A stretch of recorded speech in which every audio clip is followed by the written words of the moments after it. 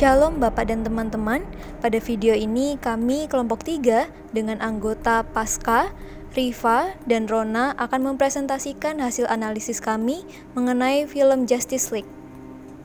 Presentasi ini akan dimulai dengan penjelasan alur film, kemudian tokoh dan penokohan, kemudian konsep filosofis, konsep teologis, hingga implikasi yang kami dapatkan dari film Justice League.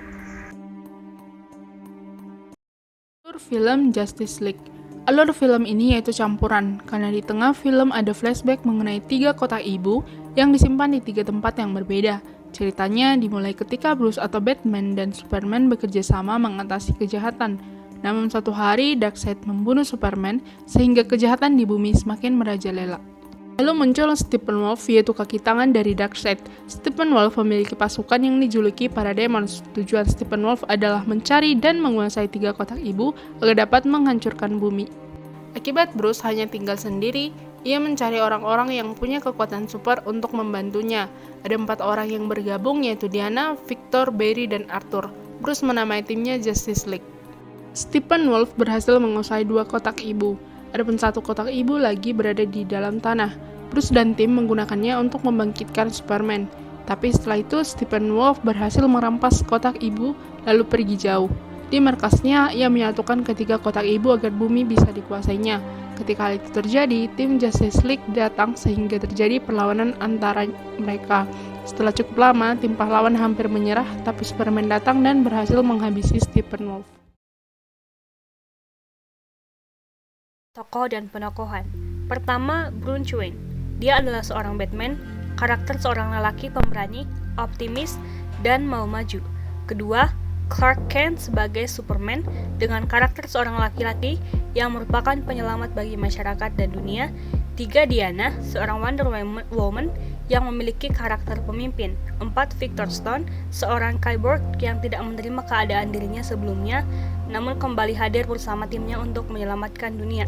5, Arthur Curry, seorang Aquaman dengan karakter dengan kemampuan menguasai air. 6, Barry Allen, seorang lelaki dengan karakter The Flash dengan keahlian melalui petir, memiliki ketakutan terhadap seorang yang tinggi dan tidak bisa dalam berperang. Yang ketujuh, Steppenwolf, seorang lelaki dengan karakter jahat yang menganggap dirinya mampu menaklukkan dunia. Kedelapan, tim Demons yang mendukung Steppenwolf yang sangat optimis untuk menaklukkan dunia. It's 'cause they know he's dead, right? Superman. He's gone. Where does that leave us? Konsep mengenai harapan adalah hal yang mewarnai film Justice League. Konsep ini ditunjukkan dari awal film, yang mana Superman menjelaskan makna dari lambang di dadanya, yang kemudian ia analogikan dengan harapan. Does your thing really stand for hope? Yes, it does. But it looks like an S. Yes, it's meant to. It's meant to wind like a river. It comes and goes. A man I knew used to say that hope is like your car keys. Easy to lose, but if you dig around, it's usually close by. Kemudian konsep ini juga kental ditunjukkan dari penggambaran kota Metropolis yang menjadi kelam setelah kematian sang pelindungnya atau Superman. Nah, hal ini menunjukkan hilangnya harapan mereka yang sebelumnya bergantung pada Superman untuk mengamankan kota, sehingga ketika Superman meninggal, kejahatan muncul di mana-mana dan warga Metropolis menjadi kehilangan semangat untuk menyambung hidup. Mengapa harapan ini memiliki dampak yang besar bagi kelangsungan hidup warga Metropolis?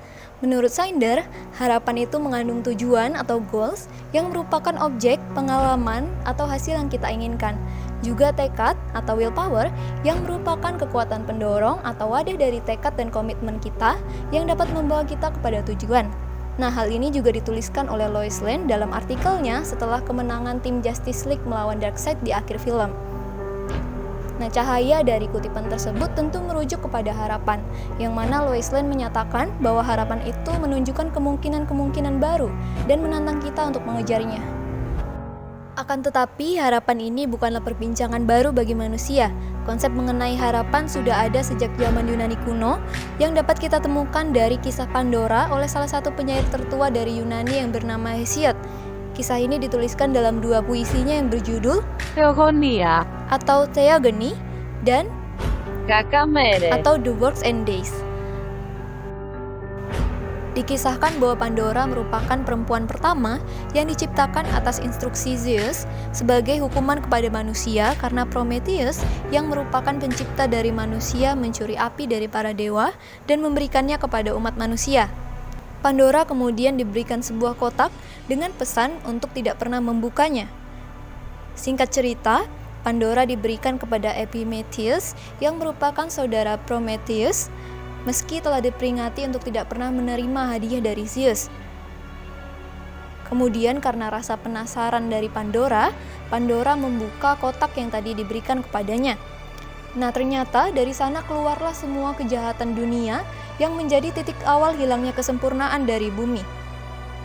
Meski buru-buru menutup kotak itu, Pandora hanya berhasil memerangkap satu hal dalam kotaknya, yakni Elpis atau harapan. Oke, setelah mendengar kisah tersebut, bukankah kamu akan bertanya-tanya, apakah harapan merupakan salah satu dari kejahatan yang ada dalam kotak Pandora, atau sebagai satu-satunya kebaikan yang dapat mengalahkan kejahatan-kejahatan dunia tersebut? Konsep teologis. That the dice are loaded, everybody rolls with their fingers crossed. Everybody knows the war is over. Everybody knows the good guys lost. Everybody knows the fight was fixed. The poor stay poor, the rich get rich. That's how it goes.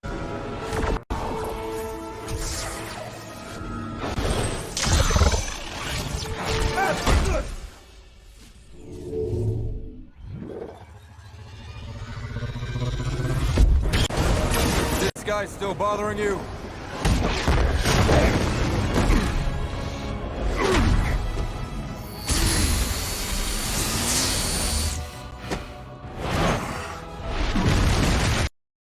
Dalam film ditunjukkan banyak terjadi kejahatan di bumi.